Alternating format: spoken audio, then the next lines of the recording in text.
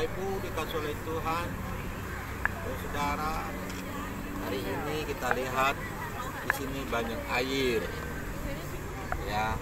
Di sini banyak air. Saya berdiri di atas jembatan, pemandangan yang indah di Singapura, dan di bawahnya adalah air.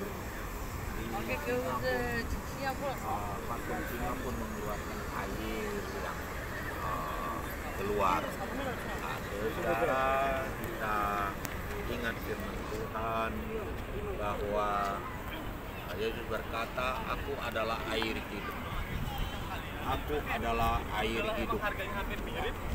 Saudara, air itu memang menjadi sumber kehidupan manusia. Bahkan kalau kita pelajari tubuh manusia sendiri, ya persentase dalam tubuh manusia itu air itu lebih dominan dalam persentase dari seluruh tubuh manusia. Manusia memerlukan air. Seperti manusia memerlukan air, sebenarnya manusia memerlukan Yesus. Karena Yesus berkata, "Aku adalah air hidup." Manusia tanpa air, manusia akan mati. Dan tanpa Yesus pun kita akan mati secara rohani. Bahkan tanpa air, tanpa Yesus, kita akan mengalami kebinasaan di dalam penghukuman yang kekal di neraka. Saudara, ketika kita menikmati air, kita menjadi segar, kita menjadi tidak haus lagi, dan kita bisa beraktivitas dengan baik, dan air itu membuat kita hidup, sehingga hidup itu juga kita pergunakan untuk kemuliaan dan hormat bagi nama Tuhan. Saudara-saudaraku dikasih oleh Tuhan, air itu berada di dalam. Ketika kita minum, ini juga melambangkan, menggambarkan bagaimana Kristus harus berada di dalam kita, bukan di luar sana. Ya, kadang kita punya Alkitab, kita punya salib di rumah, kadang-kadang gambar Yesus, bahkan kita pikir Yesus sudah ada di dalam hidup kita, dalam kehidupan saudara-saudara kita. Pada kita memakai salib di dada kita, kita pikir kita sudah memiliki Yesus. Bahkan ada orang yang mentato dirinya dengan salib Kristus, gambar Yesus, foto Yesus. Mereka pikir mereka sudah memiliki Yesus. Ya, mungkin itu ada hal-hal jasmani yang dilakukan untuk menggambarkan, tapi itu bukan berarti engkau sudah memiliki Yesus Kristus dalam hidupmu. Ya, itu hanya tindakan saja, secara formal, secara praktis, secara lahiriah saja. Dan Yesus tidak bisa seperti itu. Yesus harus dimiliki dengan mengundang Dia masuk dalam hatimu, dan jadikanlah Dia sebagai Tuhan dan Juru Selamatmu. Dan Yesus itu secara rohani hidup dalam hidupmu ketika engkau percaya Tuhan dan menjalankan firman-Nya. Saat itulah engkau memiliki Yesus Kristus. Saat itulah engkau bergaul dengan Tuhan. Ya, Yesus Kristus ditemui ketika engkau bersekutu dengan Dia di dalam doa, di dalam firman, dan engkau bersekutu dengan Dia di dalam praktek-praktek kehidupanmu. Ketika engkau mempraktekkan kebenaran firman Tuhan, saat itulah engkau bersekutu dengan Kristus, dan Kristus itu ada dalam hidupmu.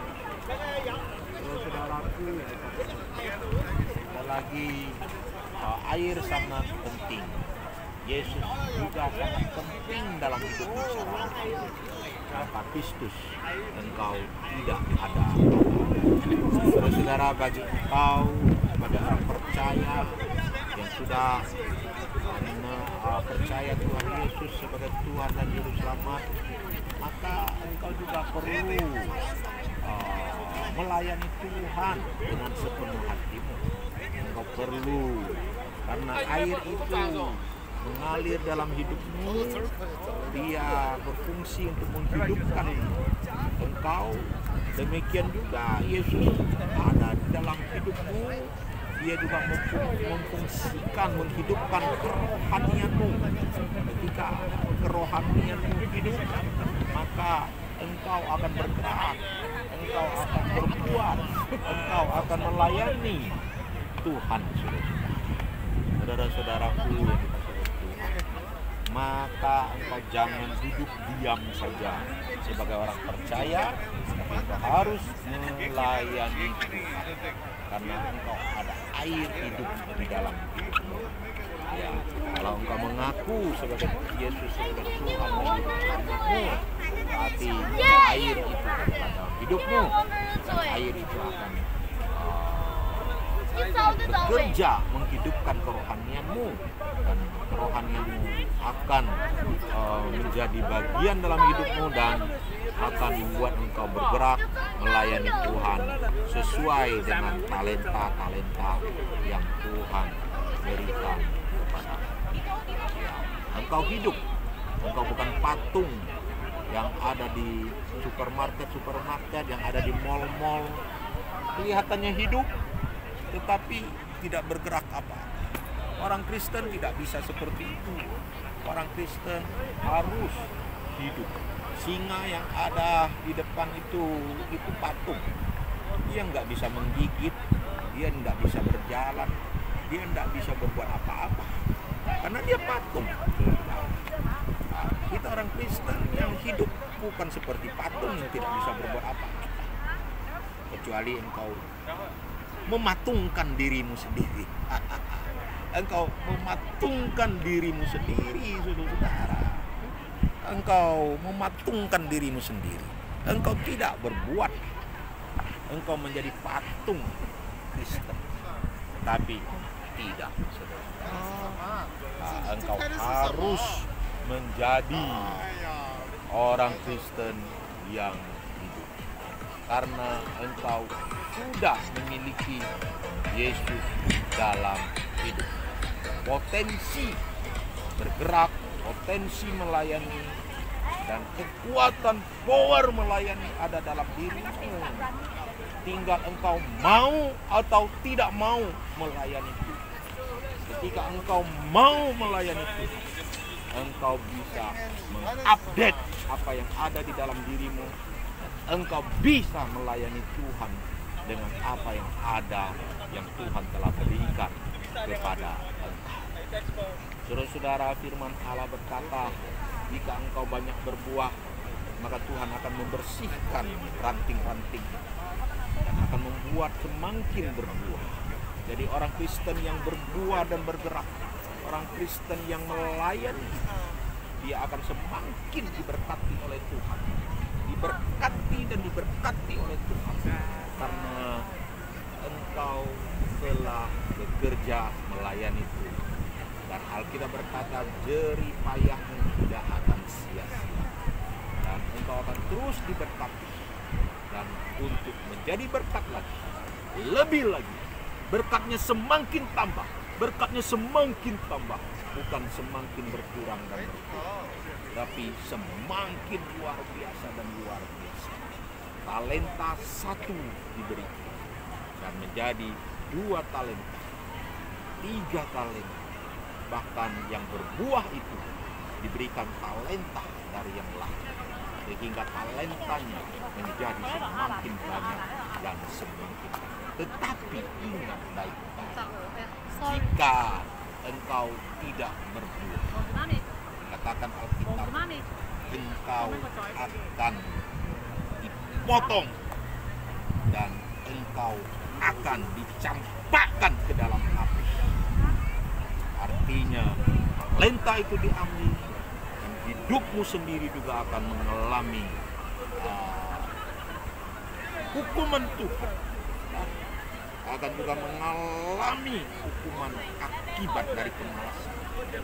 Talenta itu tidak digunakan lalu dimasukkan ke dalam tanah dan ditutup satu itu. Maka Tuhan berkata, hai engkau hambaku yang jahat. Hai engkau hambaku. Tuhan itu berkata hamba itu. Dan dia dimasukkan ke dalam hukuman. Terus saudaraku yang dikasihi Tuhan, jadi orang Kristen yang malas, orang Kristen yang mati seperti patung, orang Kristen yang tidak berbuah, dia satu kali akan mengalami hukuman yang pasti. Hari ini pilihan ada di tanganmu. Apakah engkau mau menjadi orang Kristen yang melayani, orang Kristen yang hidup, atau orang Kristen yang mati? Ada di tanganmu, tidak ada pemaksaan. Allah penuh kasih, Allah ajaib. Kiranya Tuhan itu memilikilah air hidup dan hiduplah menjadi orang Kristen yang memancarkan terang dunia. Terang itu jangan disembunyikan, tapi terang itu bercahaya. Di daerah ini sudah mulai terang, dan terang ini memancarkan keindahan. Tadi kita tidak melihat ada terang, tapi kita kegelapan mulai melingkupi tempat ini. Maka terang itu ketika bercahaya, dia menjadi indah. Tempat ini menjadi indah pada malam hari.